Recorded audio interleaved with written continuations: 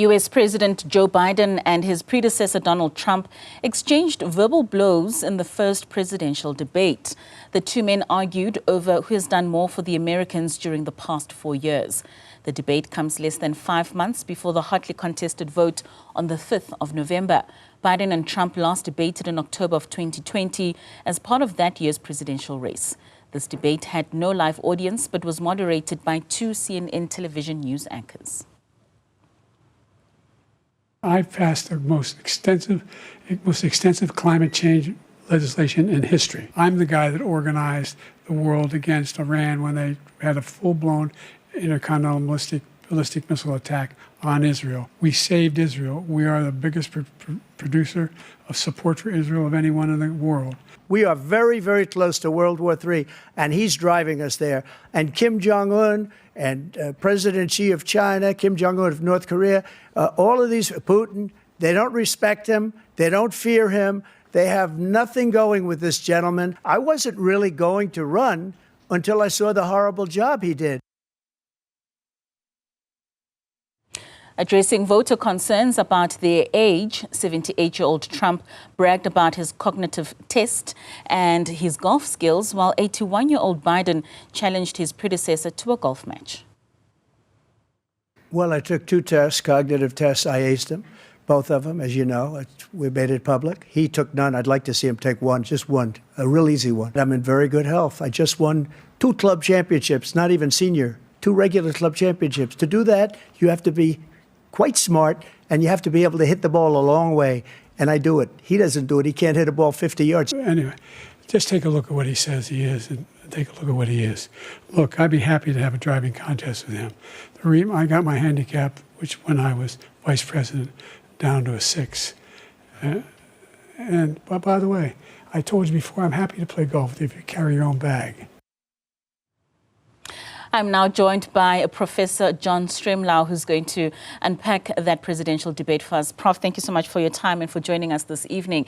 Now, the U.S. presidential debate took place last night, as we saw, and for the first time in history, with a former and a current president going head-to-head. In some instances, we saw Biden saying that Trump has the morals of an alley cat, and Trump, of course, they're coming in saying that he can't make out what Biden is saying, taking a jab at his incoherent speech.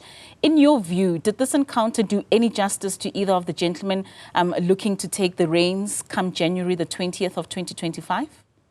Well, it's a more serious question than that, because all the governments of the world, including this one here, are looking at this and shaking their heads. I mean, you know, what are these guys talking about? And at a time when the world is in crisis, and there you've got climate change and ATI and COVID kind of problems that are afflicting all of us, and we desperately need to pull together. And here you've got an isolationist, the traditionalist Trump, appealing to this faraway vision of America first, and Biden, who has got good policies.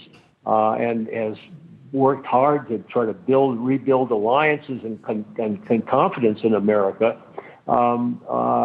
behaving as though he's an old man, and he's only 3 years older than Trump, 159 years between them.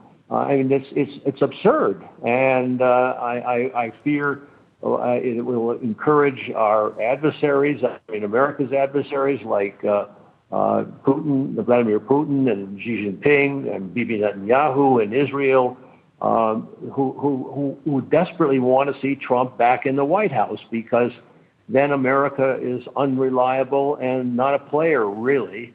And I think the Trump's second term will be even worse than his first. I mean, Prof, just on that point of age and health, I mean, neither of the candidates have been nominated by their parties as yet, as conventions are meant to sit in a few weeks' time. Biden's age and his health has been at the forefront of his current tenure even. Did his engagement in this debate assist in giving the Democrats some confidence that he would be the man to beat Trump? And do you think that the Republicans hold Trump at lower standards than what the Democrats do with Biden?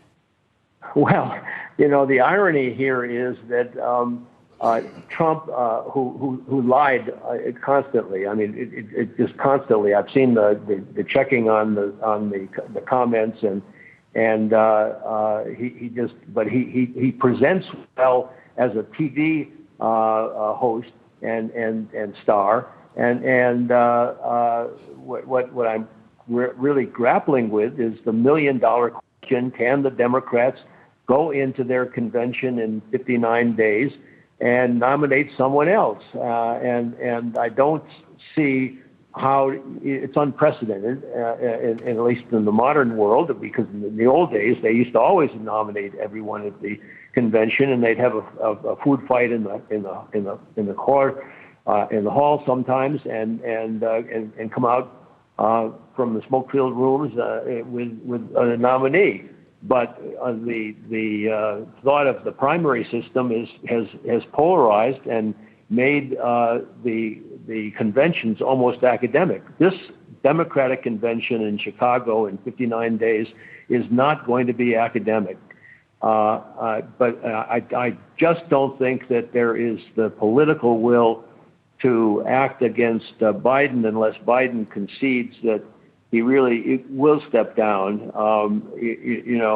Cyril Ramaphosa, after Pala did make plain that he was willing to step down, but he was prevailed upon by colleagues not to, and I'm so glad he did not, because now he's in the middle of trying to put together a cabinet in a government of national unity. America needs a government of national unity badly, but it's not going to get it with these two parties as polarized as they are, and the country is divided as it is. So, Prof, I mean, on that point of the Democrats going to convention in a couple of weeks' time, and you say it's unprecedented that they would then elect someone else to take over from Biden. If that was to be the case, what would it entail? Is that even a possibility? Well, it's never been done before, at least than I can remember, and I'm an old guy. So this is we're in uncharted waters here.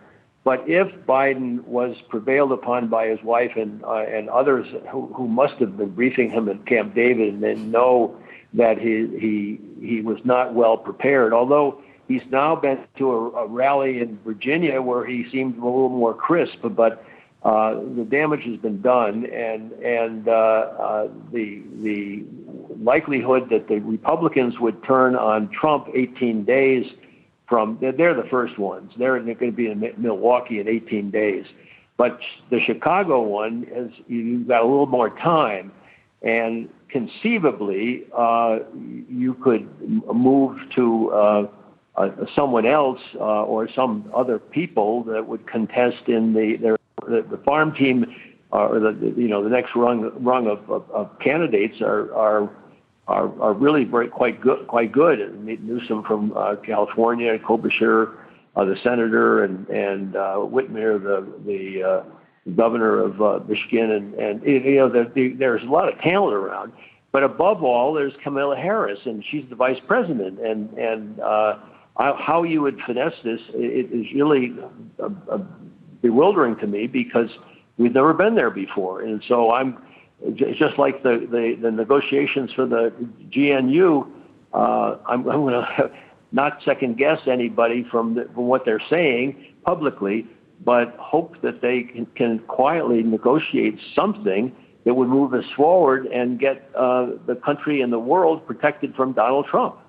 Prof, we've run out of time, but just in 30 seconds, bringing this discussion back home, what would the ascending of either men to the highest office in America mean for ordinary South Africans, especially in terms of international relations between the two countries? Well, Trump does not care about a whit about Africa, and it would be very transactional, and he would probably kill off AGOA if he could. But Biden is got good relations with everybody, and certainly in the international community, and with Cyril Ramaphosa, who was once at the White House, and they're brothers of another mother, as Trevor Noah joked about Zuma and Trump. All right. So Prof. there's parallels here. At least I see them. All right, Prof. Thank you so much for your time. Unfortunately, we have run out of time on